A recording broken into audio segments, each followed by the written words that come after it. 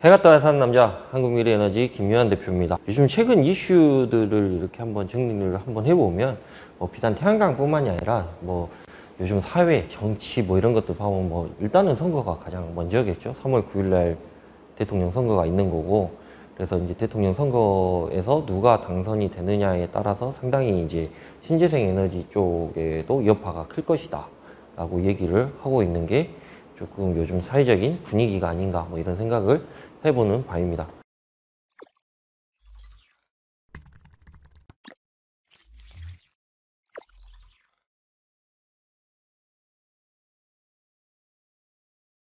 그리고 또 최근 들어가지고 태양광 관련해가지고는 소규모 태양광 자체가 계속해서 활성화될 수도 있었는데 2018년도, 17년도 임야 가중치 조정안 관련해가지고 그 일이 있고 난 뒤로부터는 거의 소규모 태양광 발전소들이 신규적으로 이렇게 나오는 것들이 거의 없는 그런 상황이었습니다. 그래서 그런 부분들도 좀 있었고, 그런 부분들이 있어서 앞으로도 그럴 것인가에 대해서 한번 생각을 해보는 시간을 갖기 위해서 오늘의 영상은 94번째 이야기입니다.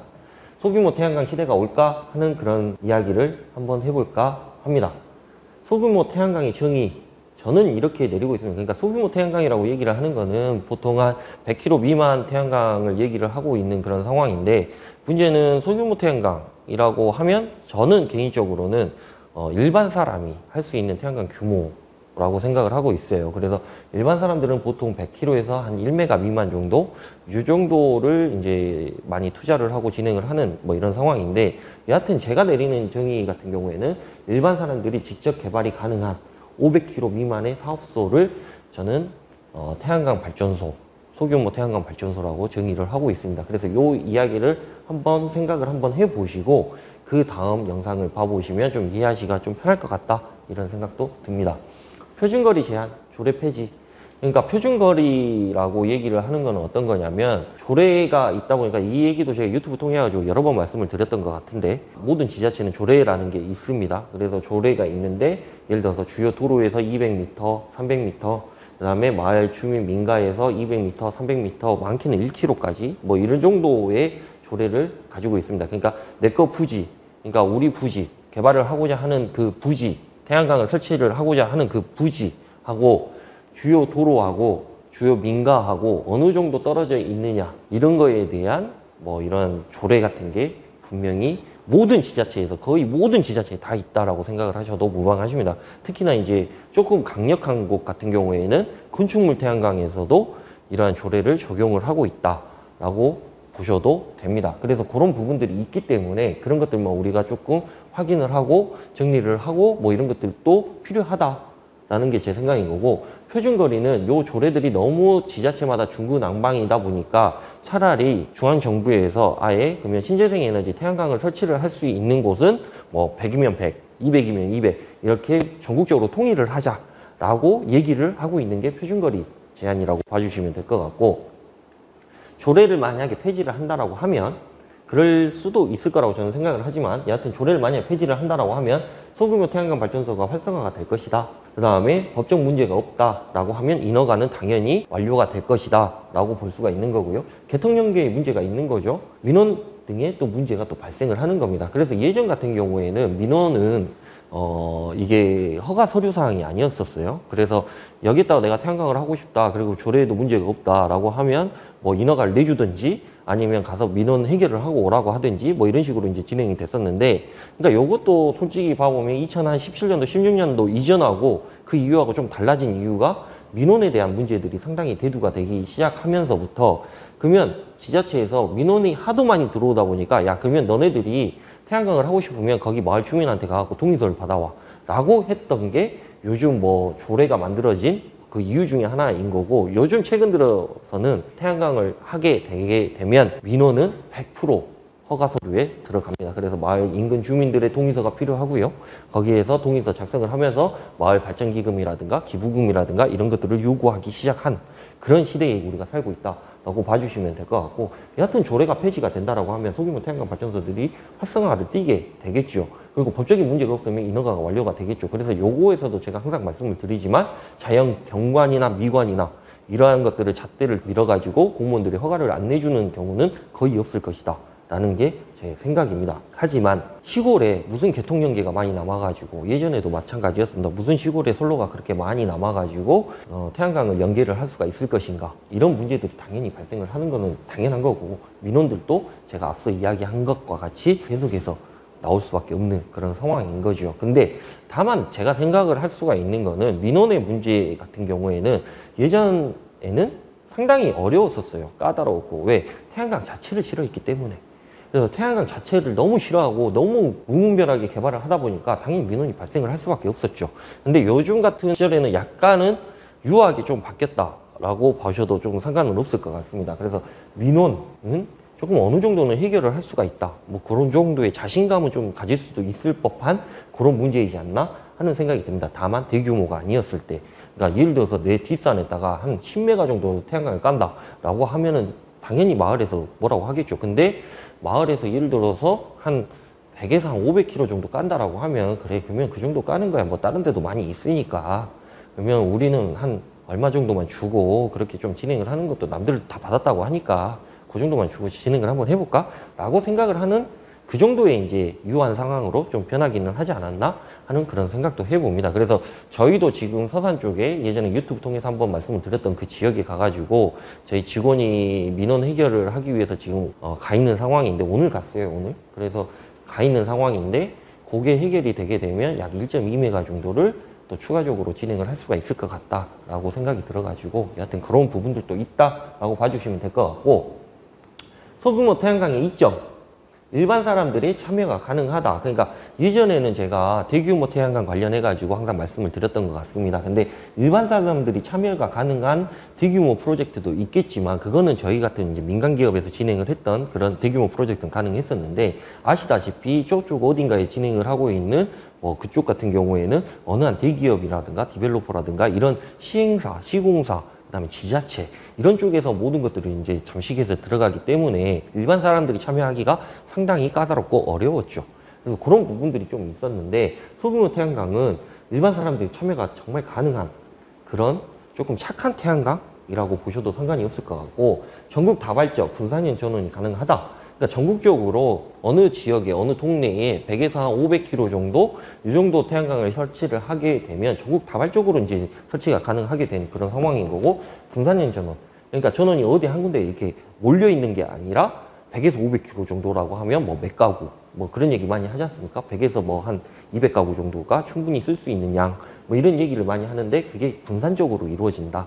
그래서 이 내용이 상당히 중요한 내용이다 라고 봐주시면 될 것 같고, 내 땅에 내가 설치가 가능하다. 그러니까 내가 시골에 증여를 받았든지, 내가 시골에 땅을 샀든지, 아니면 내가 시골에 농지원부를 위해서 농업 자격을 득하기 위해서 땅이 있는데 거기에 태양광을 하고 싶은데 문제는 조례에 걸려가지고 안 됐었어요. 근데 이게 가능한 그런 상황이 오게 되면 이것도 하나의 이점이라고 볼 수가 있는 거죠. 즉 돈이 적게 든다. 내 땅에다 내가 설치를 하게 되면 분양을 받는 것보다 훨씬 더 돈이 적게 들죠. 왜? 분양이라고 하는 건 땅값이 포함되어 있는 거고, 시공사의 노력이 들어가 있는 거고, 시공사에 어느 정도의 마진이 충분히 들어가 있는 그런 상황이었는데, 문제는 내 땅에다 내가 직접 설치를 하게 되면 굳이 시공사의 노력이 필요가 없는 거고, 인허가도 좀 쉽고, 그다음 민원도 뭐 해결도 할 수가 있고, 뭐 그렇게 되면 돈이 당연히 적게 드는 게 정상적인 생각인 거죠. 소규모 태양광의 화두, 신규 발전소가 없다. 탄소 중립 2050. RE100, 공급응용 비율 25%. 뭐 이런 것들이 소규모 태양광의 화두이지 않을까? 이런 생각. 이것 때문에, 이런 문제들이 있기 때문에 소규모 태양광을 해야 되는 이유라고 얘기할 수가 있습니다. 신규 태양광 발전소가 없습니다. 현재. 지금 예전에 생각을 해보면 항상 뭐 정권을 비교하기는 좀 그렇지만, 박근혜 정권하고 문재인 정권하고 들어서면서부터 뭐 오늘 제가 뉴스 기사를 봐보니까 문재인 정권 들어서가지고 이전 정권보다 2.4배 이상 뭐 태양광이 설치가 됐다, 뭐 이런 얘기를 하는 것 같습니다, 뉴스 기사에서. 근데 문제는 인허가를 내준 것은 이전 정부에서 인허가를 거의 다 내줬고요. 문재인 정부 들어와가지고는 임야 가중치 막으면서부터 상당히 인허가에 대해서 까다롭게 판단을 하고 있는 게 사실입니다. 그래서 그 내용에 대해서는 좀 모르는 사람들이 그렇게 얘기를 하고 있지 않나, 이런 생각도 드는 거고, 기자라는 사람들이 그렇게 쉽게 그렇게 글을 쓸 수가 있을까, 기사를 쓸 수가 있을까 하는 그런 뭐 조금 의문도 있습니다. 그렇다고 해가지고 제가 이 정부를 뭐 찬양을 한다거나 이 정부에 대한 뭐 어떠한 것들이 있다거나 뭐 그런 것들은 전혀 없습니다. 그냥 사실이 그렇다라는 거고, 신규 발전소 자체가 지금 현재 계속해서 나와야 되는 그런 상황에도 불구하고 현재 상황에서는 신규 발전소가 상당히 없는 것도 사실입니다. 그래서 뭐 작년 하반기 장기 입찰에는 100kW 미만 발전소가 미달이 됐다라는 점만 봐도 이제는 태양광 발전소가 계속해서 지어지고는 있는 것 같은데 정부 정책에 따라가려면 아직도 멀었구나라는 점을 분명히 인지를 하셔야 되는 게 정상적인 생각입니다. 탄소 중립 2050 뭐 이런 얘기 많이 들어보셨죠?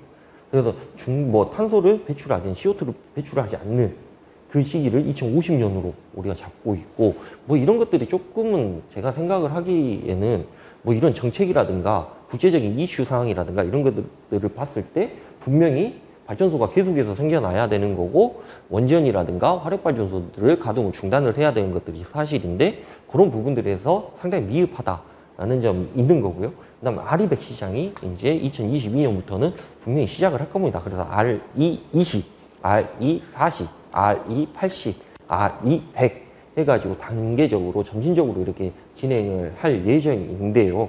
그런 부분들도 봤을 때 당연히 소규모 태양광들이 어느 정도는 조금은 이렇게 파일을 넓혀가면서 진행을 해줘야 되는 그런 상황인 거고, 공급 의무 비율 25%까지 올려놨습니다. 2026년까지.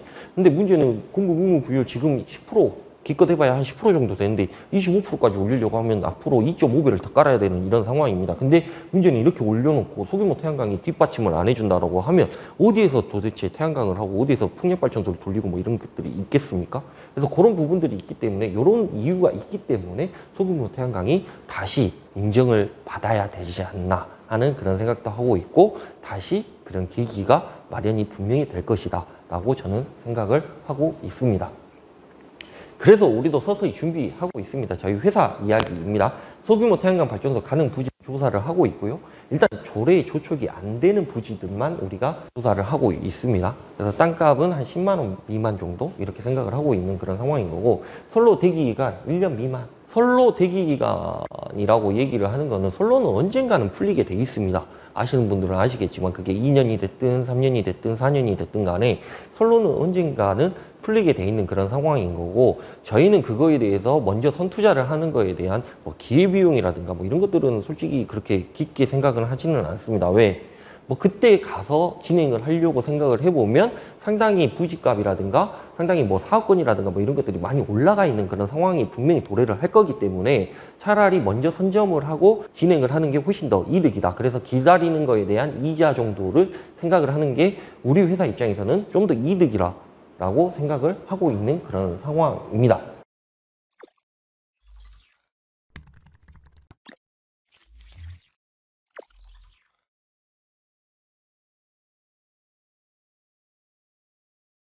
땅값과 상관관계가 있죠. 땅값과 상관관계. 폭등하던 부지 비용이 안정화가 되어 있음.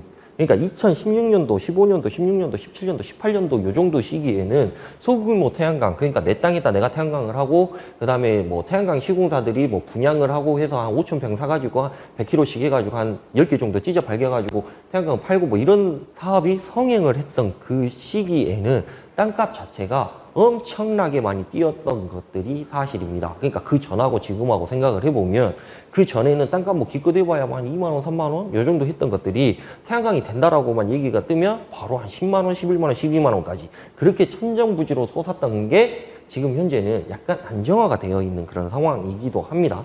10만 원 미만과 양질의 부지 매입이 가능하죠. 당연히 임야 가중치 제한에 따른 지자체 조례의 규정에 따른 태양광 사업 세태에 따른 요 이유 때문에 폭등하던 부지 비용이 안정화가 돼 있습니다. 현재 상황에서는요. 10만 원 미만 양질의 부지가 매입이 가능하죠. 남향으로 돼 있고 조례에 저촉이 안 돼 있고 부지가 싸고 발전량이 높고 장애물이 없는 그런 부지들을 찾아서 저희는 떠날 겁니다. 그래서 그런 부지들을 잘 찾아가지고 태양광 소규모 태양광들을 우리가 연계를 해가지고 개발을 하는 사업을 진행을 해볼까 하는 그런 생각을 가지고 있다라고 봐주시면 될 것 같고, 임야 가중치 0.7로 떨어졌죠. 지자체 조례가 없는 지자체가 없을 정도로 많습니다.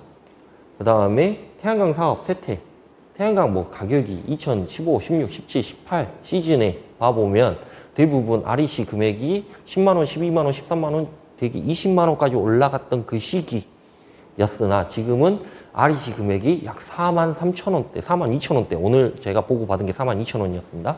4만 2천 원대까지 내려가 있는 그런 상황이다 보니까 태양광이 쇠퇴의 길로 내려갔던 것들이 사실이지요. 근데 현재 원래 2만 원대까지 내려갔던 REC 금액이 4만 원대까지 회복을 하고 S&P가 165원을 찍고 있는 지금 태양광 사업이 쇠퇴했다가 다시 반등을 하고 있다 라고 봐도 무방한 그런 상황이다 라고 봐주시면 될 것 같고, 이러한 문제들 때문에 부지 비용이 안정화됐고 10만 원 미만의 양질의 부지를 우리가 매입을 할 수가 있을 것 같다라는 생각이 듭니다. 같이 하실까요? 생각보다 적은 금액에 배워가며 태양광을 가질 수가 있습니다. 그러니까 모든 사람들이 그런 얘기를 합니다. 그러니까 나는 태양광을 한 지가, 태양광에 관심이 있는 지가 한 5년, 6년 정도 됐어요. 2012년도부터, 13년도부터, 14년도부터 저는 태양광에 원래 관심은 좀 있었는데 그때 조금 해보려고 생각을 했다가 그냥 너무 어렵고 조금 그런 것들이 있어가지고 힘들고 그래가지고 포기를 했습니다. 그때 제가 누구한테 사기 한번 당해가지고 그때부터는 태양광에 대해서 전혀 너무 이렇게 얘기하시는 분들이 있습니다. 그리고 또 어떤 분들은 태양광에 대해서 같이 막 부지를 막 어디 뭐 이렇게 가가지고 같이 봐보고 이 부지를 매입을 하냐 마냐 막 이런 것들 때부터 한번 해보고 싶은 생각을 가지고 계신 분들도 있습니다.